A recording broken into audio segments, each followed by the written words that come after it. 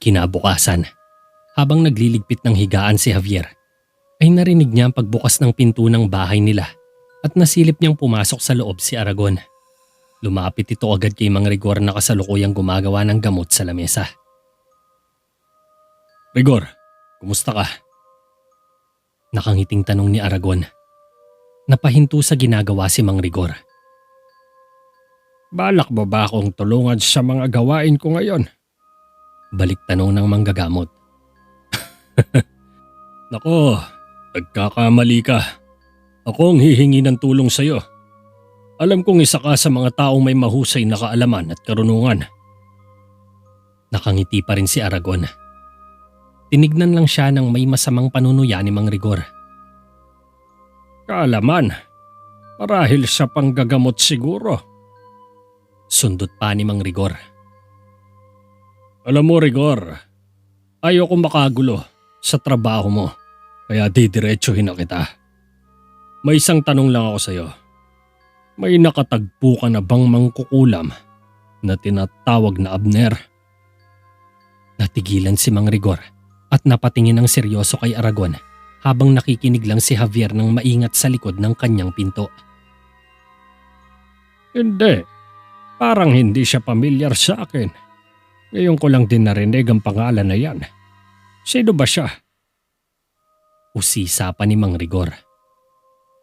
Nako, wala lang naman. Basta kung marinig mo ang pangalan niya, sabihin mo agad sa akin. Sige, alis na ako. Tumalikod si Aragon para umalis, ngunit nagsalita si Mang Rigor.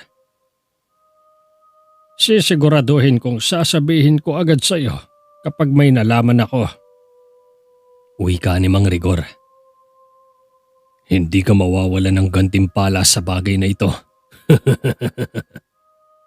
Tumawa si Aragon habang papalabas siya ng bahay. Sinara kaagad ni Mang Rigor ang pintuan nang makalabas na si Aragon, tsaka lumabas sa loob ng silid si Javier. Isa lang ang nakakaalam ng pangalang yon. Walang iba kundi si Prinsesa Raya. Alam natin na lumalaki na ang kanyang kapangyarihan. Masyado siyang naimpluwensyahan ni Caruso. Mukhang dito niya rin nalaman ng tungkol sa'yo. Wika ni Mang Rigor kay Javier na bakas sa itsurang pag-aalala. Natakot ito bigla. Pero paano si Aragon? Tanong ni Javier. Sa tingin ko, hindi siya kasing talino gaya ng inaakala niya. Kilala ko ang ugali niya. Isang ganid at makasarili. Ito ang mga dahilan niya. Susubukan niyang kamkamin ang ari-arian ni Argo. Dapat tayong mag-ingat, Javier. Hindi dapat malaman ni Raya ang katotohanan. Hindi niya dapat malaman kung sino ka talaga. Paalala ni Mang Rigor na may kasamang malalim na buntong hininga. Ngayon ay sigurado na siya sa motibo ni Aragon. Napagtanto niya ang lahat matapos pagtagpi-tagpiin ng mga pangyayari. Si Aragon ang nagsisilbing mata at tenga ni Raya sa loob ng Terraveda. Ito ang may pakana kung bakit nakapasok ng malaya ang salarin at muntik nang makapatay ng 2 gwardya. Nakakalabas-pasok si Raya dahil kay Aragon. Ito ang nagsisilbing susi ni Raya para lihim na makapasok sa kaharian. Nagiging komplikado na tuloy ang lahat para sa magtiyuhin dahil isa ng ganap na makapangyarihang nilalang si Raya, kaya dapat na silang mag-ingat sa bawat kilos at galaw nila. Bukod rito, kinakailangan din nilang bantayan ang galaw ni Aragon para mapigilan ito sa mga binabalak nitong gawin. Masyadong dinamdam ng buong bayan at mga taong malalapit kay Gregory ang paglisan niya. Dahil sa pagkasawi niya ay tila nagkaroon ng kapingasan ang matibay na pundasyon ng mga magigiting na kabalyero. Ang pagkawala niya ay isang halimbawa ng haligi na sumusuporta sa ilalim ng bahay sa gitna ng ilog. Dahil sa paglisan niya ay parang nabawasan na rin ng sumusuporta sa bahay upang hindi bumagsak sa ilog. Malawak ang eksperyensya at kaalaman ni Gregory pagdating sa pakikipaglaban, kaya isang malaking kawalan para sa buong bayan ang pagkawala niya. Nag-iensayo ng husto si Gregory mula pagkabata upang matupad ang kanyang mga pangarap. Mga pangarap na may kasamang tapang, prinsipyo at dignidad. Pero sa kasamaang palad, ang lahat ng ito'y nasira lamang sa isang pagsasakripisyo. Isang bagay na mas pinili niyang harapin para sa ikaliligtas ng marami. Gayunpaman, hindi nakaramdam ni katiting na pagsisisi si Gregory sa landas na pinili niyang tahakin. Para sa kanya, isang malaking karangalan ang magbuwis ng buhay para sa kahariang Terraveda. Kaya hindi na sayang ang mga bagay na pinaghirapan niyang abutin sa loob ng maraming taon. Dahil itinuring naman siyang bayani ng lahat. Ilang araw din silang nagluksa sa pamamagitan ng pagtitirik ng kandila at pag-alay ng dasal sa ibabaw ng puntod niya. Araw-araw bumibisita si Michelle sa isang lapida na itinayo ni Prinsipe Jericho sa likod ng kastilyo bilang alaala sa kabayanihang ginawa ni Gregory.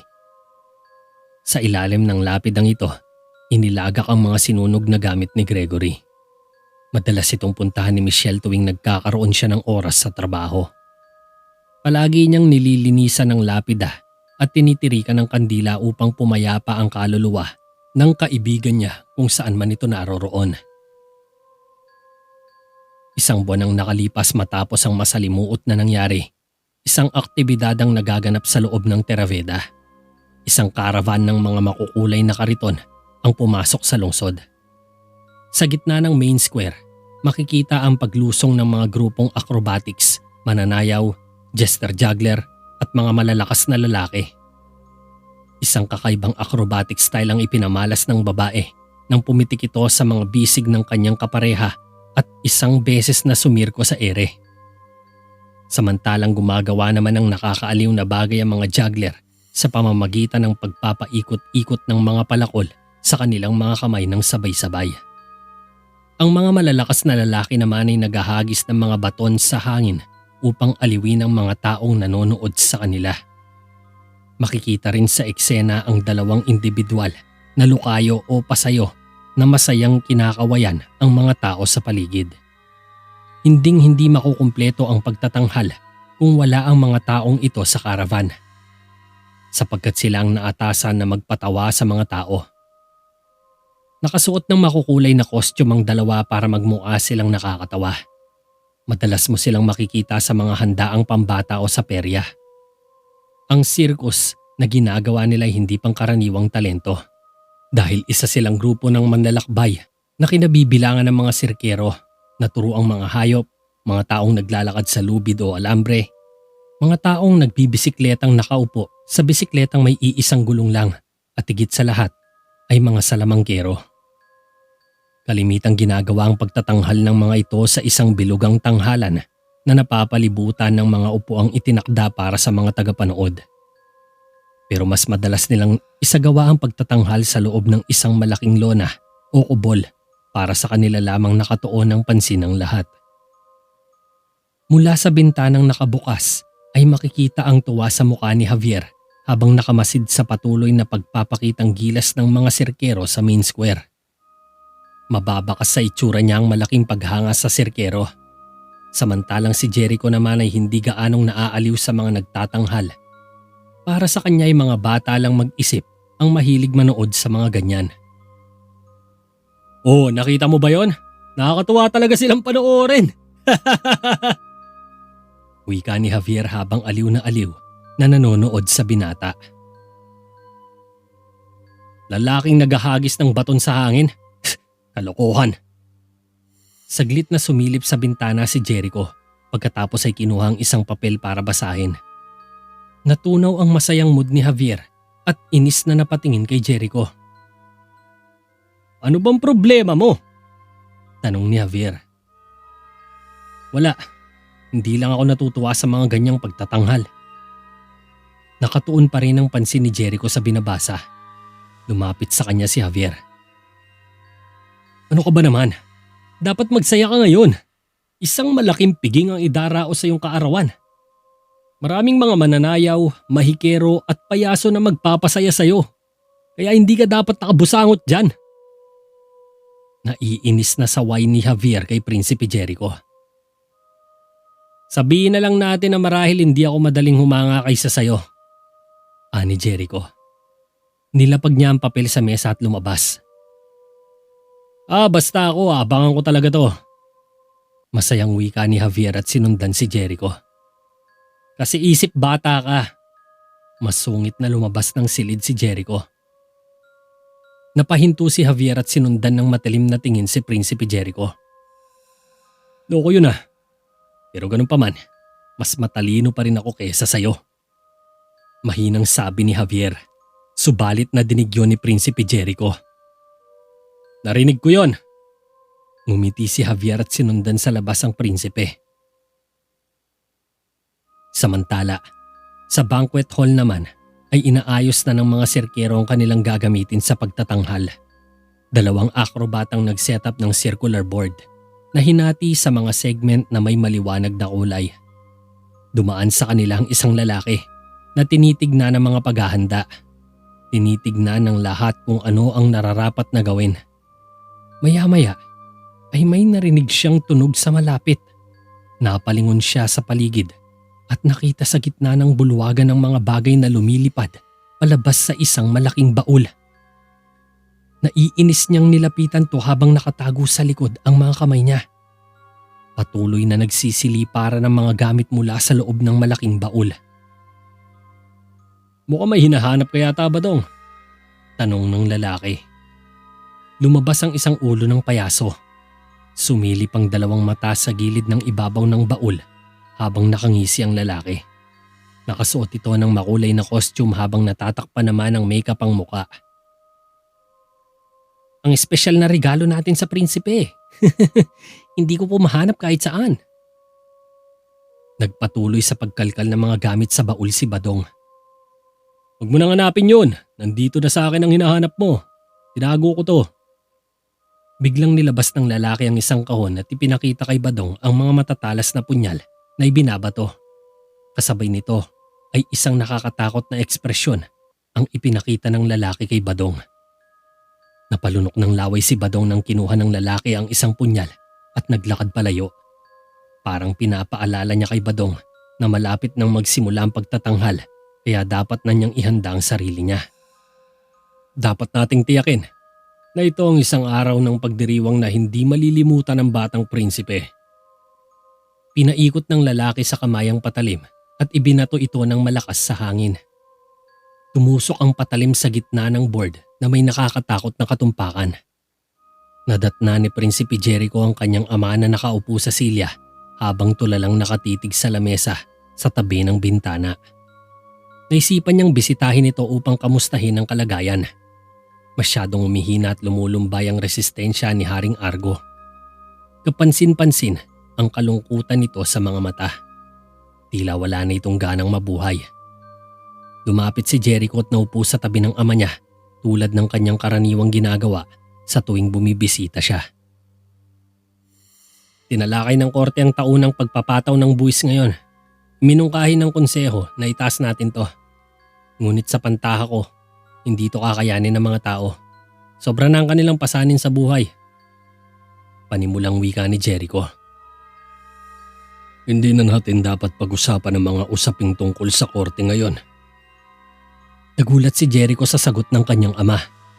Tinitigan ni Haring Argo si Jericho na may emosyonal na tingin. Lalong nag-aalala si Jericho sa ama niya. Bakit parang may kakaiba sa inyo? Taka ni Jericho. Bahagyang umiti lang si Haring Argo. Sa tingin mo ba, makakalimutan kong ngayon ang anibersaryo ng iyong kapanganakan? Saad ni Haring Argo. Kumalma ang damdamin ni Jericho sa sinambit ng ama. Medyo na-touch rin siya dahil naalala pa rin nitong kaarawan niya. Tahimik lang na nakatingin si Jericho. May naisip ka na bang plano para sa mga angkop na gagawin sa pagdiriwang ngayong gabi? Tanong pa ni Haring Argo. Isang piging o di kaya'y kapistahan po ang aking naisip.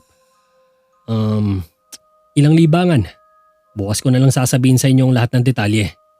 Sa ngayon ay kailangan niyo munang magpahinga. Paliwanag naman ni Jericho. Kalokohan. Sa tingin mo kakaligtaan ko ang kaarawan ng aking anak? Muling nagulat at natouch si Jericho. Binigyan siya ni Haring Argo ng isang simpleng ngiti. Isang ngiti na ngayon lamang niya nakita at nasilayan sa mukha ng mahinang katawan ng ama. Sa tingin niya ay ito na marahil ang pinakamagandang ngiti na nakita niyang ngiti sa kanyang ama. Parang dama niya ng buong puso ang pagmamahal ng isang responsableng ama. Parang nagkaroon ng bagong kulay ang magulong mundo niya. Parang nakakita siya ng liwanag sa gitna ng kadiliman.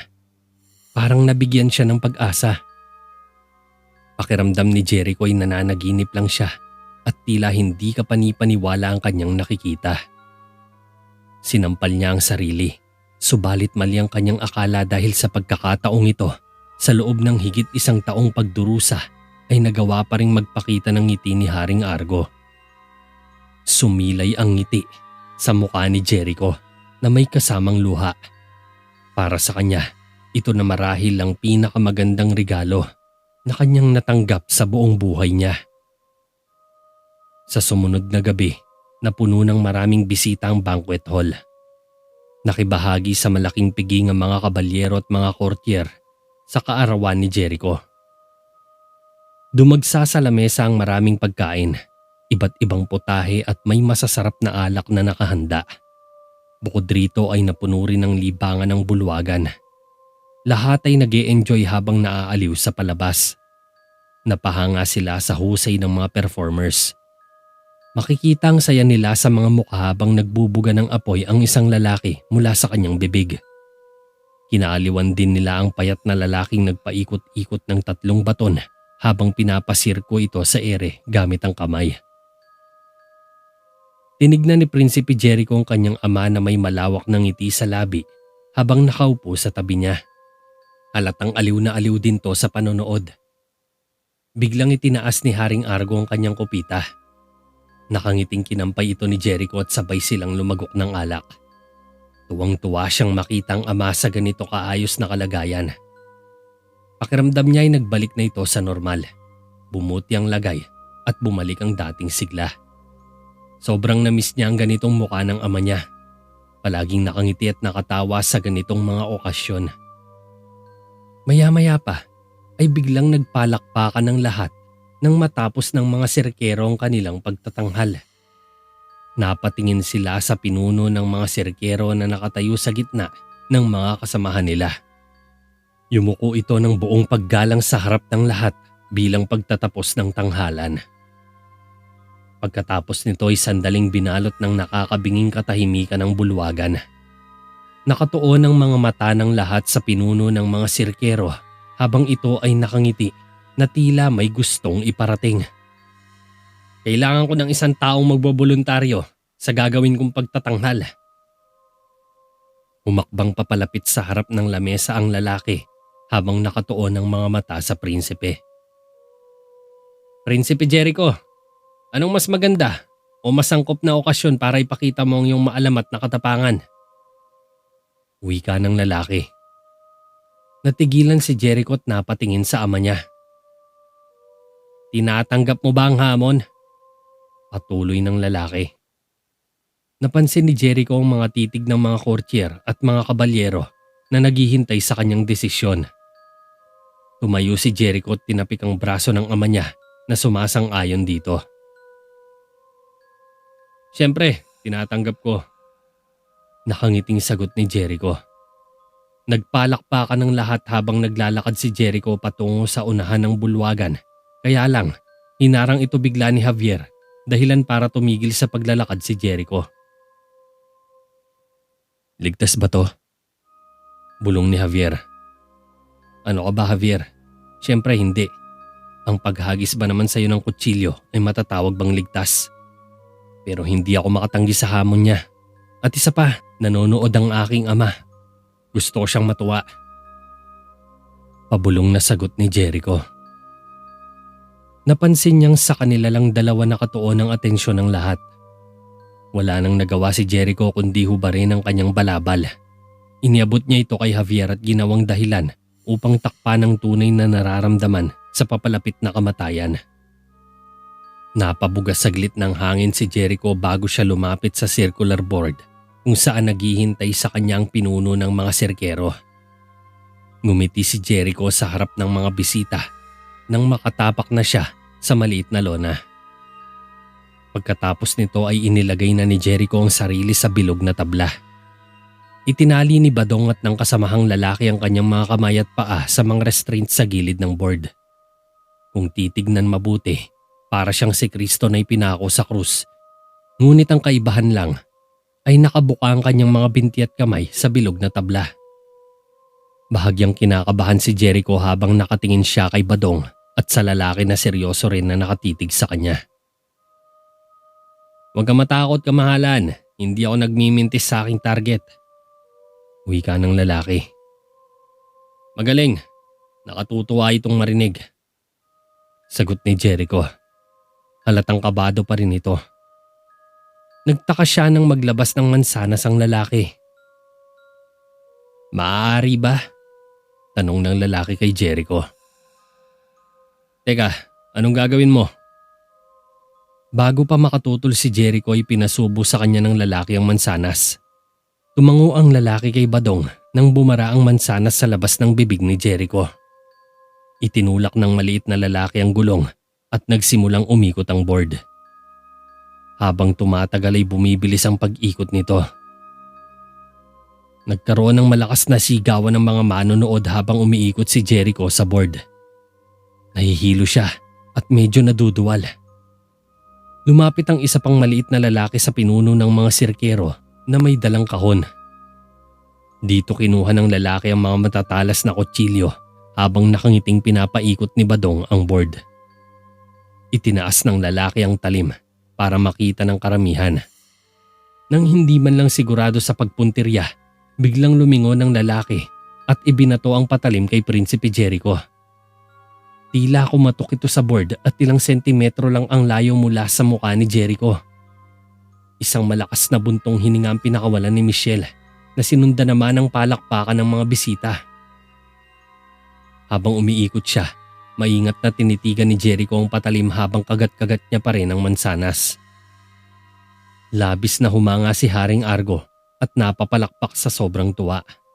Samantalang nagpakawala naman ang buntong hininga si Mang Rigor at nag-facepalm na halatang hindi natutuwa sa laro ng pinuno ng mga serkero. Kinuha ng lalaki ang sunod na kutsilyo sa kahon. Nagkaroon ng sandaling katahimikan sa loob ng bulwagan. Lahat ay tensyonado at kinakabahan. Habang nakatingin kay Jericho na patuloy sa pag-ikot sa board, maya-maya pa ay biglang ibinato ng lalaki ang patalim. Para itong lumipad sa hangin.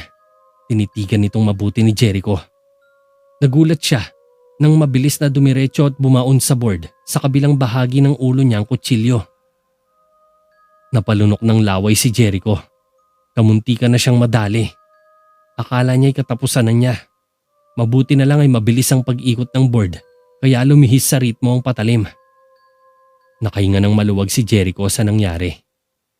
Panibagong palakpakan na naman ang kumalat sa buong bulwagan sa magandang eksenang nasaksihan nila.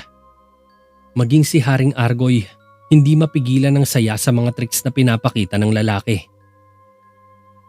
Kinuha ng lalaki ang huling kutsilyo mula sa kahon.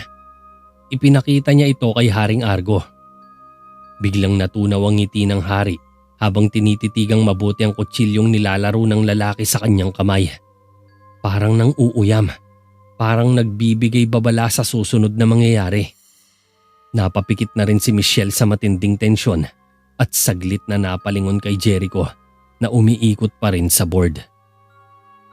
Muling ikinumpas ng lalaki ang huling kutsilyo kay Haring Argo.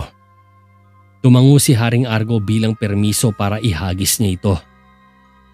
Lumingon ang lalaki kay Jericho. Dahil dito, napakagat ng mga kuko si Michelle at kinakabahang tumingin kay Jericho. Nanlaki ang mga mata ni Jericho habang naghahanda ang lalaki na ihagis ang huling patalim nito. Kinakabahan ang lahat habang tinutumbok ng lalaki ang target. Napatingin ng seryoso si Javier sa lalaki. Binabantayan niya ang galaw ng lalaki. Pinakikiramdaman ang pakumpas-kumpas na patalim. Tumingin siya sa mga mata ng lalaki at napansin niyang parang madilim ang mga titig nito kay Jericho. Bigla tuloy siyang nakaramdam ng kakaiba. Parang may hindi tama. Tumingin siya kay Jericho. Nakita niya ang kaba at takot sa mukha ng prinsipe. Napalunok ng laway sa tindi ng tensyon. Parang natatakot na to. Dumapo tuloy ang masamang pakiramdam kay Javier. Nakita niyang naghahanda na sa paghagis ng huling kutsilyo ang lalaki. Tinignan nitong maigi ni Javier. Ilang sandali pa ay hinagis na ng lalaki ang patalim. Parang naghagis lang ito ng bato. Maraming beses na umiikot-ikot sa hangin ng patalim na parang sumasabay sa pagbagal ng oras. Tila naririnig ng lahat ang sagitsit ng patalim sa hangin habang umiikot ito ng mabagal. Sinusundan ni Javier ang paggalaw ng patalim. Sa talas ng paningin niya ay nakikita niya ang patalim sa malapitan. Sinusubukan nitong ilihis ni Javier pero hindi niya kaya. Tuloy-tuloy lang ito sa target na animoy may malakas na puwersang nagtutulak dito. Napapikit na lang si Jericho sa kaba. Halos hindi na rin humihinga ang mga manonood sa susunod na mangyayari. Tila nag-slow motion ang paligid nila. Hindi nila maintindihan ang mga sarili pero magkahalong kaba at takot ang nararamdaman nila habang kasing bagal ng pagong sa pag-ikot ng patalim. Kasabay nito ay bumagal rin ang pag-ikot ng board at nakita nila ang kutsilyo na dumiretso sa mansanas ni Prinsipe Jericho. Tumusok ang patalim sa mismong gitna ng mansanas. Dahil dito ay sumabog ang bulwagan sa malalakas na palakpakan at hiyawan ng mga manonood. Iminulat ni Jericho ang kanyang mga mata. Nakahinga ng maluwag si Michelle at nakisali na rin sa palakpakan. Nakahinga rin ng maluwag si Jericho. Animoy aatakihin na siya sa puso sa tindi ng kaba.